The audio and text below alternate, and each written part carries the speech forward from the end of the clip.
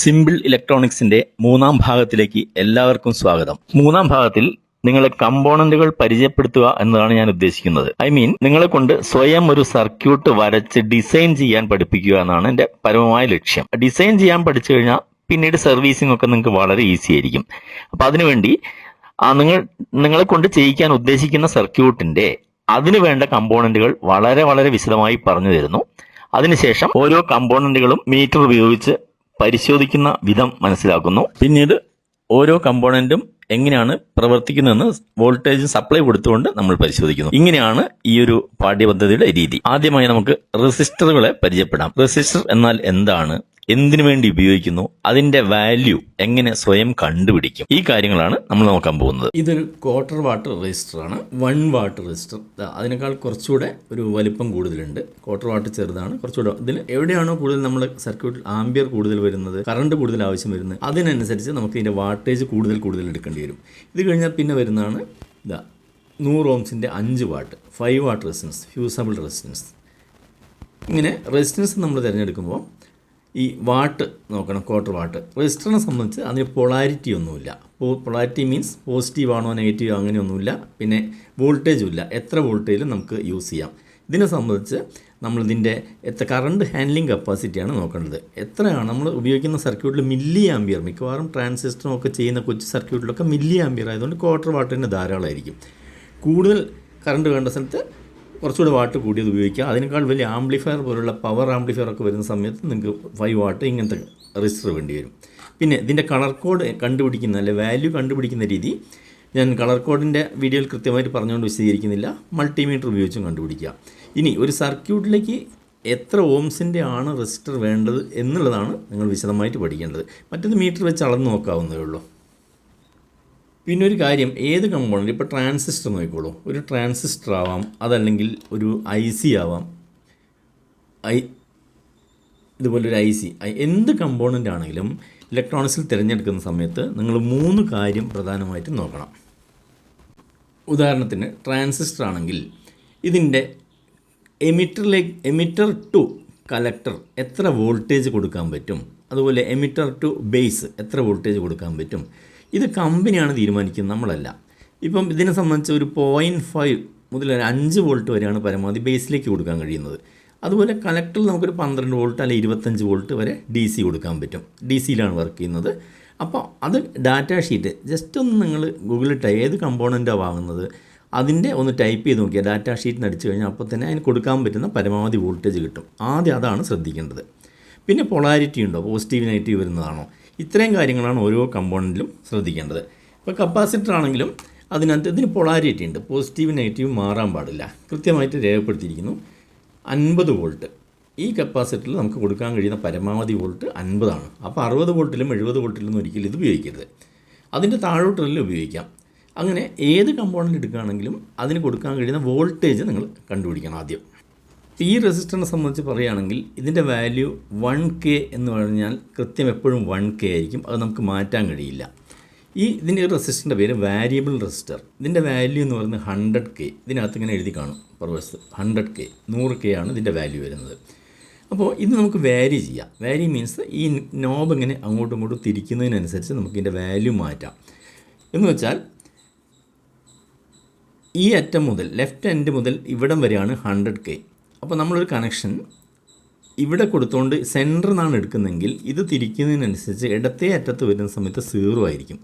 പിന്നീട് ക്രമത്തിൽ എങ്ങനെ ഇത് നോബ് ഇതിനകത്തോട് ഇങ്ങനെ കറങ്ങി വരികയാണ് വരഞ്ഞുകൊണ്ട്. അപ്പോൾ 1 ഓംസ് 2 ഓംസ് 3 ഓംസ് അപ്പോൾ 10 ഓംസ് അങ്ങനെ ഇവിടെ എത്തുന്ന സമയത്ത് 100K. അപ്പോൾ ഇതിനിടയ്ക്കുള്ള ഏത് വാല്യൂം സെലക്ട് ചെയ്യാൻ വേണ്ടിയാണ് ഈ റെസിസ്റ്റർ ഉപയോഗിക്കുന്നത്. ഇതിൻ്റെ പേര് ശരിക്കും വാരിയബിൾ റെസിസ്റ്ററാണ്.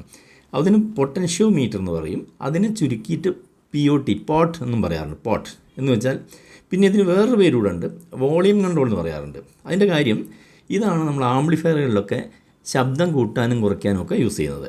അപ്പോൾ അങ്ങനെ ആ ശബ്ദം കൂട്ടാനും കുറയ്ക്കാനും ഉപയോഗിക്കുന്നുണ്ട്. ഇതിന് വോളിയം കൺട്രോൾ, ശബ്ദം നിയന്ത്രിക്കുന്ന ഒരു കൺട്രോൾ എന്ന പേരും കൂടെ വന്നിട്ടുണ്ട് ഇതിനകത്ത്. അപ്പോൾ പോട്ട് നമുക്ക് ചുരുക്കിയിട്ട് POT പോട്ട് എന്ന് പറഞ്ഞാൽ മതി. ഇത് ഒരുപാട് നിങ്ങൾക്ക് ആവശ്യം വരുന്നതാണ് സർക്യൂട്ടിൽ. ഇതെങ്ങനെയാണ് ഉപയോഗിക്കേണ്ടത്, മെഷർ ചെയ്യുന്നത് എങ്ങനെയാണ്, എല്ലാം നമുക്ക് പ്രാക്ടിക്കലിൽ വിശദമായിട്ട് നോക്കാം. ഈ കാണുന്ന 2 ടൈപ്പ് LEDകളാണ്. ഇത് സാധാരണ മാർക്കറ്റിൽ കിട്ടുന്ന LED. ഇതിന് കമ്പനി പറഞ്ഞിരിക്കുന്ന പരമാവധി കൊടുക്കാൻ കഴിയുന്ന വോൾട്ടേജ് 1.5 വോൾട്ട് മുതൽ 3 വോൾട്ട് വരെയാണ്. ഇതിൻ്റെ കറണ്ട് ഹാൻഡ്ലിംഗ് കപ്പാസിറ്റി എന്ന് പറയുന്നത് 15 മില്ലി ആംപിയർ ആണ്. 15 MA മില്ലി ആംപിയർ. അതുപോലെ ഈ LED ആണെങ്കിൽ ഇത് ആവശ്യമുള്ള വോൾട്ട് 12 വോൾട്ടിൻ്റെ ആണ്. ഇതിനെടുക്കുന്ന കറണ്ട് എന്ന് പറഞ്ഞാൽ 1 ആംപ്സ്, 1 ആംപിയർ വരെ എടുക്കാൻ കഴിയും. ഇതിനകത്ത് പൊളാരിറ്റി ഉണ്ട്. അവിടെ പോസിറ്റീവ് എന്ന് മാർക്ക് ചെയ്തിരിക്കുന്നു, ഇവിടെ നെഗറ്റീവ് എന്ന് മാർക്ക് ചെയ്തിട്ടുണ്ട് ഇതിനകത്ത്. അപ്പോൾ 2 ടൈപ്പ്. അപ്പോൾ നമ്മൾ ഏത് കമ്പോണൻ്റ് ആണോ ഉപയോഗിക്കുന്നത് അതിനനുസരിച്ച് എങ്ങനെ റെസിസ്റ്റർ തിരഞ്ഞെടുക്കും? അതിൻ്റെ കാര്യം, നിങ്ങളുടെ കയ്യിലിപ്പോൾ ബാറ്ററി, ഇതിനെന്തായാലും DC വോൾട്ടേജ് ആവശ്യമുണ്ട് വർക്ക് ചെയ്യാൻ. 3 വോൾട്ട് അല്ലെങ്കിൽ 1.5 വോൾട്ട് അല്ലെങ്കിൽ 3 വോൾട്ടാണ് പരമാവധി കപ്പാസിറ്റി, നമുക്ക് മനസ്സിലായി. പക്ഷെ നിങ്ങളുടെ കയ്യിലുള്ള ബാറ്ററി 9 വോൾട്ടാണ്. ഇനി ഇതും അല്ലെങ്കിൽ നിങ്ങൾ ഒരു കാർ ബാറ്ററി 12 വോൾട്ടിൻ്റെ കാർ ബാറ്ററിയാണ് ഉപയോഗിക്കുന്നതായിരിക്കുക. പക്ഷേ അതൊരിക്കലും ഇതിനകത്ത് നേരിട്ട് കൊടുക്കാൻ കഴിയില്ല. അപ്പോൾ നിങ്ങൾക്ക് ഇതിലേക്ക് കണക്ഷൻ കൊടുക്കാൻ വേണ്ടി ഒരു റെസിസ്റ്റർ വേണം. 15 മില്ലി ആംപിയർ ആയതുകൊണ്ട് ഇതിന് 1/4 വാട്ടിൻ്റെ റെസിസ്റ്റർ മതി. അത് എത്ര ഓംസ് വേണം അതിൻ്റെ വാല്യൂ? അതൊരു വളരെ സിമ്പിളായൊരു കാൽക്കുലേഷൻ ഉണ്ട്. ആ കാൽക്കുലേഷൻ നമുക്ക് എങ്ങനെയാണെന്ന് ഒരു സർക്യൂട്ട് വരച്ചുകൊണ്ട് നോക്കാം. അതിനുശേഷം നിങ്ങൾക്ക് ജസ്റ്റ് മൊബൈൽ ഫോണിലെങ്ങാനും കാൽക്കുലേറ്റർ ഉപയോഗിച്ച് ഒരു 1-2 സെക്കൻഡ് കൊണ്ട് തന്നെ കണ്ടുപിടിക്കാവുന്നേ ഉള്ളൂ.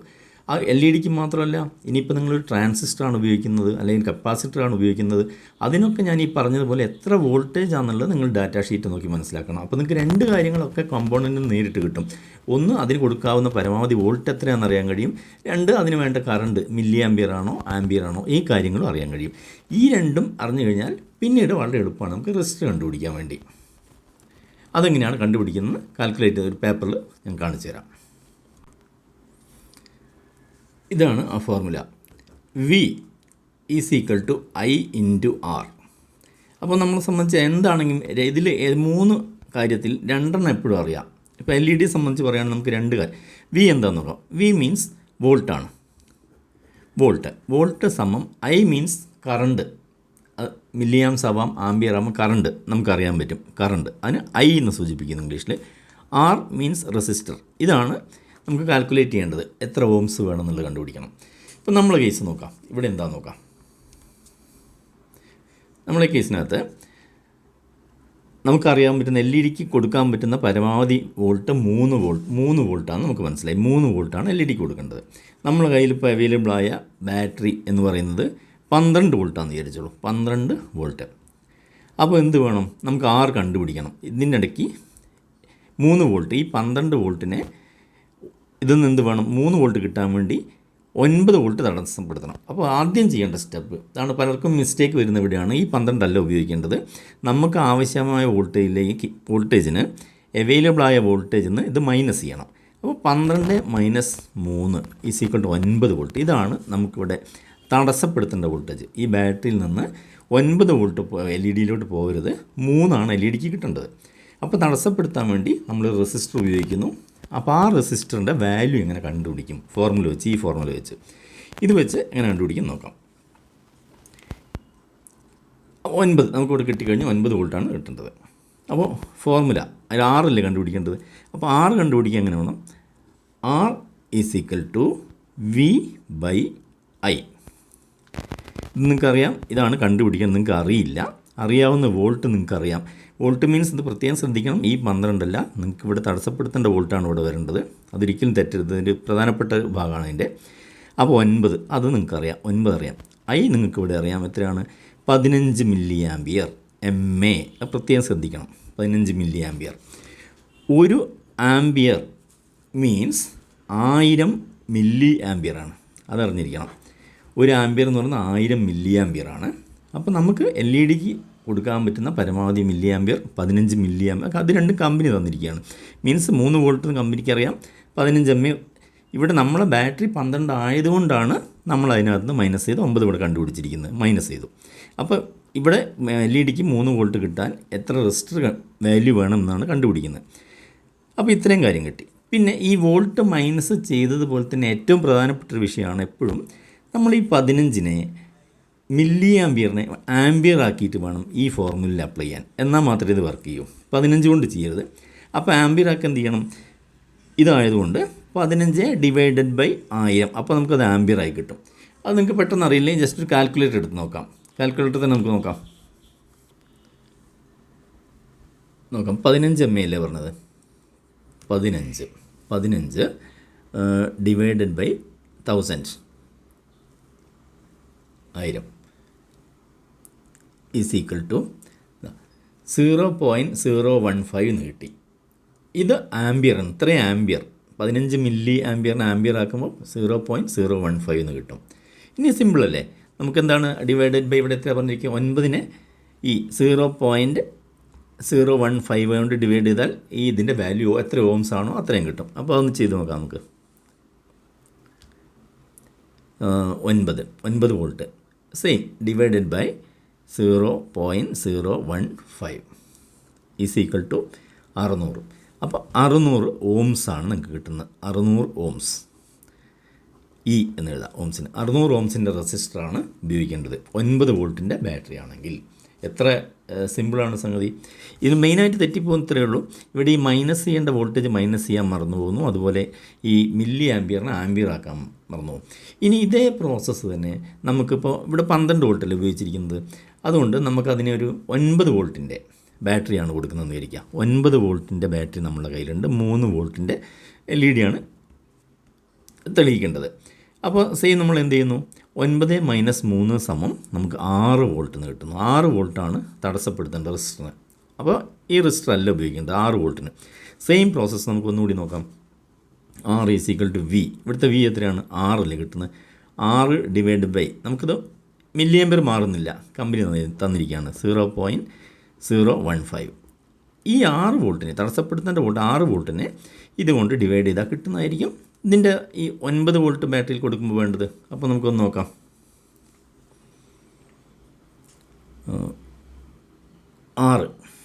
6 ഡിവൈഡഡ് ബൈ 0.015.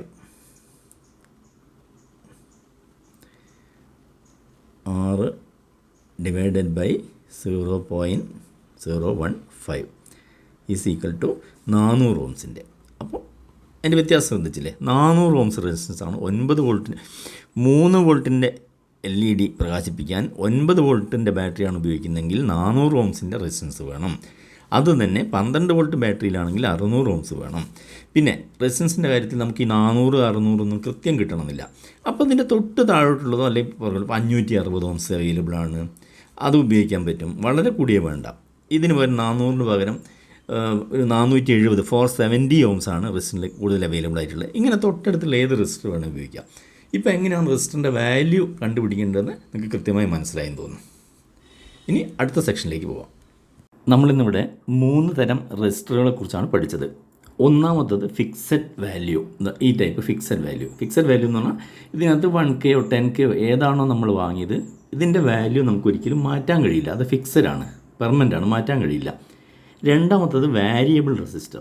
വാരിയബിൾ എന്ന് പറഞ്ഞാൽ ഇതും ഈ പറഞ്ഞ പോലെ 1K 10K 100K ഏതാണോ വാങ്ങുന്നത് അതിന് നമുക്ക് വാരി ചെയ്യാൻ പറ്റും. മീൻസ് ഇത് 100K ആണെങ്കിൽ ഇതിൻ്റെ ഈ ലെഫ്റ്റ് എൻഡ് മുതൽ ഇവിടം വരെയുള്ള വാല്യൂ ആണ് 100K എന്ന് പറയുന്നത്. മറിച്ച് ഇവിടുന്നൊരു കണക്ഷനും എടുക്കുകയാണെങ്കിൽ ഈ നോബ് തിരിക്കുന്നതിനനുസരിച്ച് എന്ന് വെച്ചാൽ ഒരു കാർബണിൽ ഇങ്ങനെ ഒരഞ്ഞിങ്ങനെ നീങ്ങുക ചെയ്യുന്നതിനകത്തൂടെ.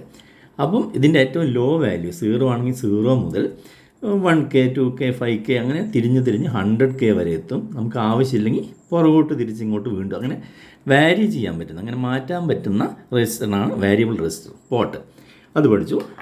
പിന്നെ ഇപ്പോൾ അടുത്ത് നോക്കിയിരിക്കുന്നത് LDR മീൻസ് എന്താ? LDR എന്ന് പറഞ്ഞു കഴിഞ്ഞാൽ ലൈറ്റ് ഡെപ്പൻഡ് റെസിസ്റ്റർ എന്ന് വെച്ചാൽ ഈ വാക്ക് മാത്രം മനസ്സിലാക്കി. എന്താ ഡെപ്പൻഡ് എന്ന് പറഞ്ഞാൽ ആശ്രയിക്കുക. എന്തിനെ ആശ്രയിക്കുന്നു? വെളിച്ചത്തെ ആശ്രയിച്ച് റെസിസ്റ്റൻസിൻ്റെ അളവ് മാറും.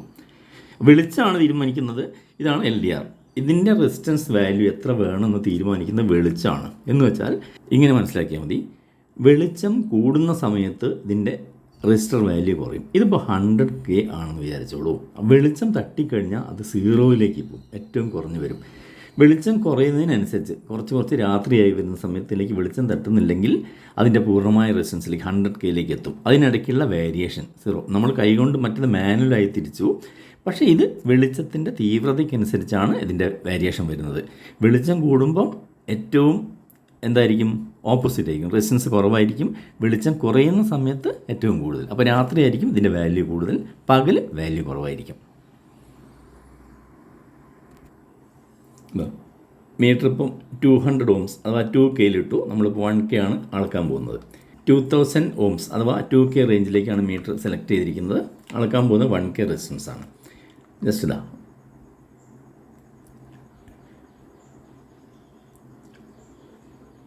970 എന്ന് വെച്ചാൽ ടോളറൻസ് കഴിച്ച 1000 ഓംസിൻ്റെ അടുത്ത് കറക്റ്റ് വരുന്നുണ്ട്.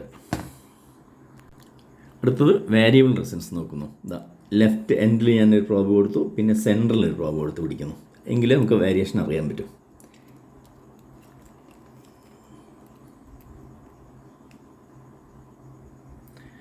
മീറ്ററിൽ നോക്കിക്കോളൂ. 100K റേഞ്ച് മാറ്റണം.